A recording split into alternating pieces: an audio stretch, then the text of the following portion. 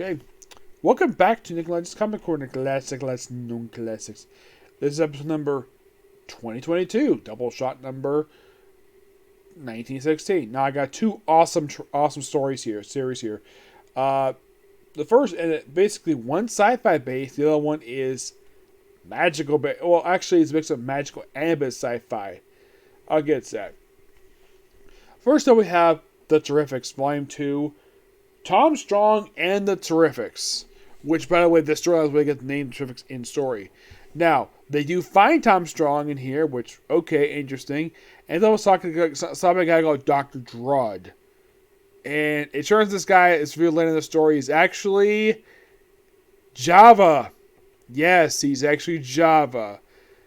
You know, Simon Stagg's butler, who was a freaking caveman. He's the one behind basically everything evolving the whole events of the series so far at this point. Interesting to say the least, we do see Tom Strong's family here, which also includes a freaking rabbit. Yes, seriously, we see his wife, his daughter, and don't criticize an man for marrying a black woman. It's perfectly fine. I have no issue with it at all. Yeah, I mean, after all, Cody Rhodes is married to one. And it's got a beautiful little girl, basically, out of that particular marriage, so, yeah. So, me personally, I have no issue with it at all. It's a perfect good idea.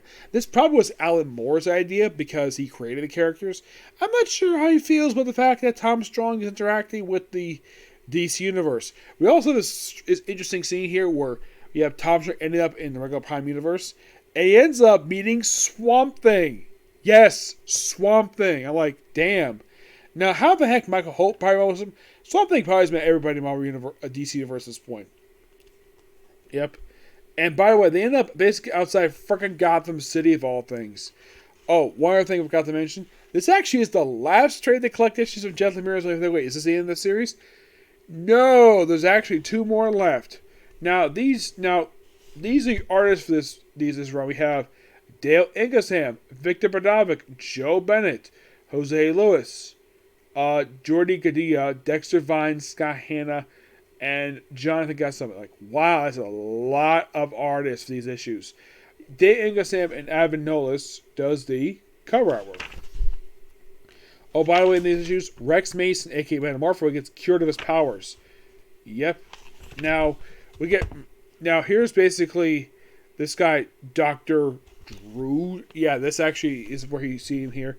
Yeah, and of course, also you have this whole thing of Plaster trying to reunite with his family, and also apparently his son, Luke, has apparently got his powers too. He tells him to get out, but hopefully we get a chance to see his featured by the next writer.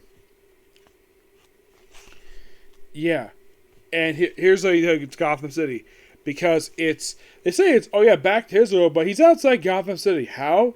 The bat signals in the sky. Yep. Which is interesting. Oh yeah, here's the rabbit, Warren Strong. Now here's the thing. Java has a thing for Sapphire Stag. And Sapphire loves Rex Mason. And of course, Java's allusion to the fact that he and Sapphire relationship, they actually are not in a relationship. They have nothing to do with each other. So, they search people aside from running the Swamp Thing. By the way, this is where we reveal that Java was basically... And of course, they reveal he's one responsible for hacking into the system, per se. Mm-hmm. Yeah, then, of course, by the end of issue number 10, the Terrifics is spammed, but they come back, no problem. And, of course, there is stuff teased in here, per se, of potential storylines we could see here. But under Jeff Lemire, no, he would actually leave like 4 issues right after this. Yep. So, the Terrifics do come back together by the end of the story arc. Yeah, by the end of these last few issues, yeah, they come back together, deal with more stuff here. And there's various different Earths that these people go to. Where... Excuse me. There's Earth 5. By the way, we actually see Paula Holt, Mistress' late wife, basically sort of born, like basically him another world. Earth 8, which, yeah, basically that's what he finds about her. and Phantom Girl is like package here. Also, we see appearance of Earth 29, where we see Bizarro. Earth 12, which is Batman Beyond. This is the first Batman Beyond. Earth 30 looks like it's Red Sun Superman. Yeah. And then we have Java and the Dreadfuls. Yep. Yeah, then we have the Terrifics reunite. With, for some reason, we actually have Plastic Man where he's dressed up as Mr. Fantastic from the Marvel Universe, which is hilarious. Actually, I thought it was Plastic. No, it's actually somebody else. I'm not sure who that is. Man, Marvel apparently got his powers back. And that could be, actually, I think this is the Elongated Man. Let me look up on here. I think that might be the Elongated Man.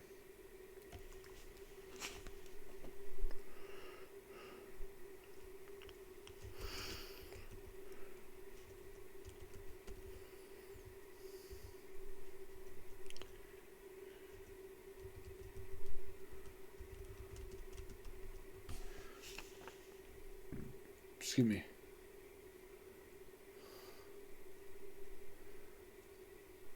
Let's see, because,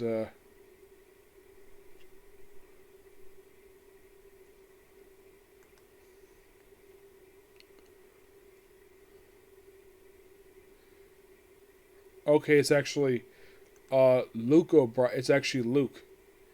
Plastic Man's son. Mm-hmm.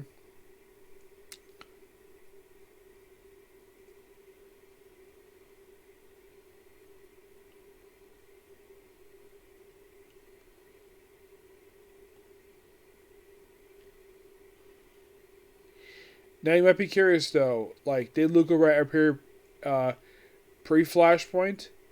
Yes, he did. He appeared in JLA number 65. Creation Mark Waid. Mm-hmm. Yeah, part of the Teen Titans. In basically this universe, he's part of the Terrifics. Yep. So basically that's what it is. It's Offspring. Mm-hmm.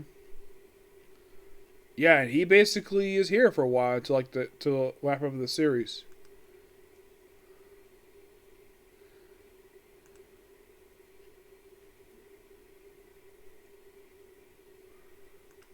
We have appearance by Element Dog.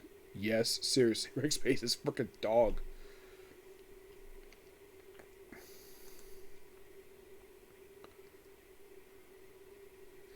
Yeah, and they say there's a pastiche Fantastic Four despite effect DC has one.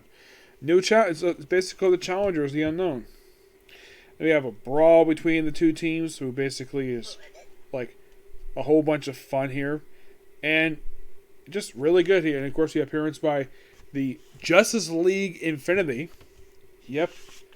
Actually it's Infinite. Basically it's a multiverse version of the Justice League. We have Java in prison here. What he did. And they decided to stay together despite that. And of course, basically, Mr. Terrific finds his wife alive. Basically, she decided to stay behind because, well, she's actually him. But it's just so fun. Despite I think his wife is long dead, I thought this was a really interesting idea to create a Mrs. Terrific, which is so nice. Yep, this book really good. This book a 9.5 out of 10. It's that damn good. Final thoughts on Jeff Lemire's time on the Terrifics. This book was absolutely amazing under his run. Sad he left after 14 issues. Excuse me.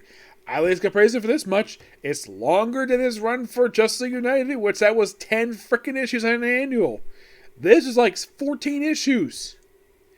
Yeah, and I'm like, really? 14? Yeah, and then we have the guy who he was actually the last writer for Batman Superman. He takes over the remainder of the series. I'll probably get a chance to do the next trade in the future. Alright, next up is something really awesome. I never thought of reviewing one of these before. We have Elvira, Mistress of the Dark.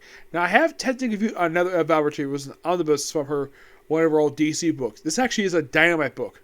This book just came out. This is basically Elvira's one of her many ongoing series she had for Dynamite. Now, this collects the first roughly, I think it's like 5 issues of this series. It's called Elvira Mistress of the Dark. It's 4 issues. Here, she's chased by this weird, like, barbarian guy throughout time. And the first place she ends up, and she basically goes in a time traveling coffin of all things. Yes, Elvira goes time traveling coffin. Where, get this, she runs into various literary figures who actually exist. The first person she meets is Mary Shelley, the creator of Frankenstein. Interesting. And then she meets Edgar Allan Poe. Awesome. Anybody think, okay, does she meet anybody else besides these two? These two really awesome figures? Well, that was just the first two issues. Issue 3, she runs into, get this, Bram Stoker, the creator of Dracula. Oh, and by the way, it's actually this guy who's been chasing the beautiful Elvira is Vlad the Impaler. Yes, as in the real life Vlad the Impaler, who was used as the basis for Dracula. Yes. And basically it's just like, oh. When she's the Fangs, like, yeah, when she's the Fangs, basically that's when she finds out who he really is. Yeah, they have this weird moment we have, oh, let's have Vampire undress in front of the wife of Bram Stoker. It's just so funny.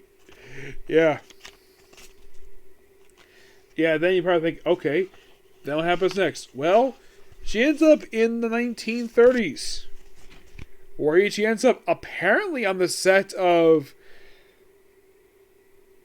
I kid you not. Apparently she ends up on the set of Bride of Frankenstein. Yes, seriously. Now...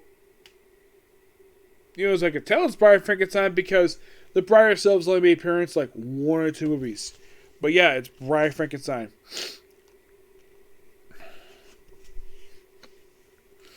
But this is so much fun with this book.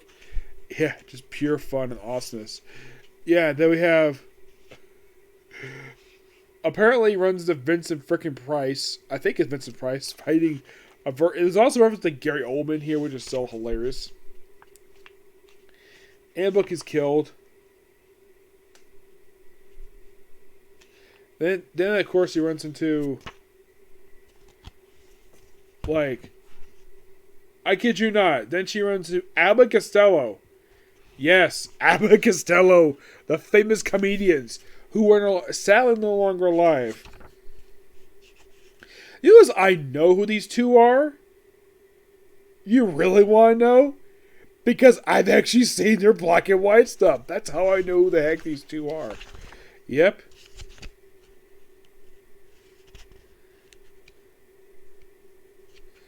Yeah, we also see, apparently looks like Pilgrim. I'm thinking that's possibly related to Gunsmoke, possibly. Yeah, I think it might be, yeah. I think that's what she went. She went to the set of frickin' Gunsmoke.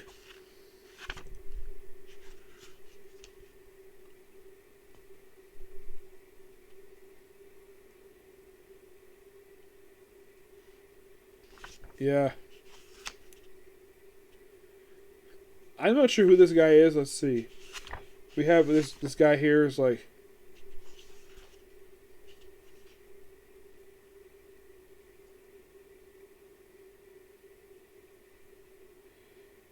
Yeah, I'm trying to remember who this guy is.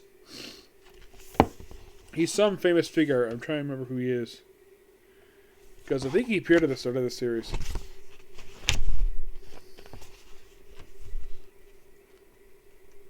Yeah, and then of course first person she runs into before the Little Figures is Dracula, though it's a Bela Lugosi Dracula, which is so funny.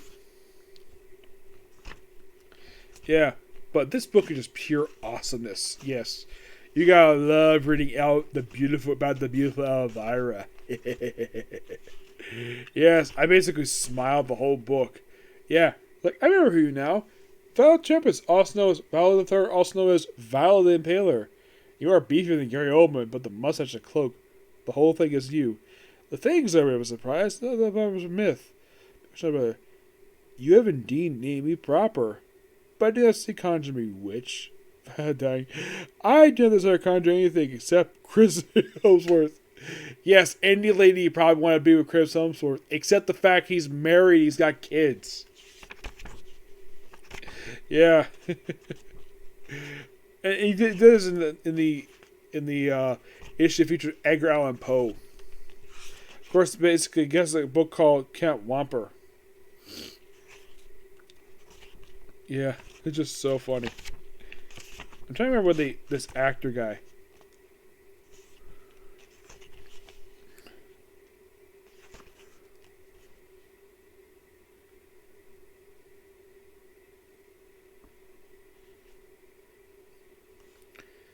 It could be anybody. I'm not sure who the heck this guy is because I don't really name him per se, but yeah, I think this makeup artist. I think he may have been.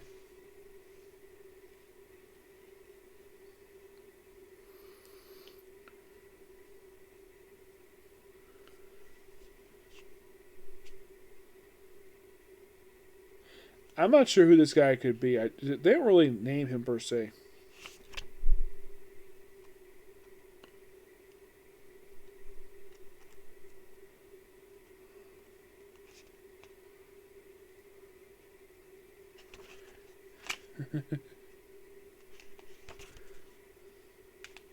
But yeah, this book, pure awesomeness.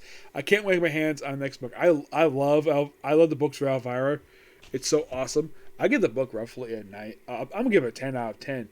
Oh, who writes this thing? You might ask. Well, I'll say the writer of the book is David Aller. The artwork is done by David Acosta. Yep. Oh, by the way, the guy who did the person in the trade, Kathleen Hurd. The cover artist, that's the collection design. The cover artist is Joseph Michael Lesner. Yep. More awesome. Apparently, next is called Elvira Vesperno. Yes, Elvira comics, in my opinion, are just really good, just pure fun. Yep. But yeah, that's it. Particular review. Next up, Chainsaw Man. Yep. Next video. Bye.